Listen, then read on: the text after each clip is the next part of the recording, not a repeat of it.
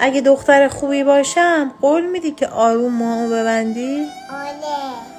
الان من دختر خوبیم؟ آره. شما چی؟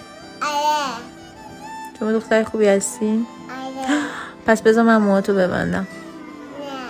چرا نمیذاری؟ مامان بیشتر داری گره میزنی. آخ دردم میاد. چرا دردم میاد؟ خیلی دردم میاد. که خیلی خوبه میبینی دردم نمیاد. نمیاد دیگه. کش خیلی خوبه؟ آره. بس چرا خودت نمیبندی؟ موهات چرا انقدر شلخته است؟ ببین موهاتو نگاه کن، دارم میبینم. توفی ببین چقدر شلخته است. آره. کش به من مرتب بشه. چرا نمیبندی؟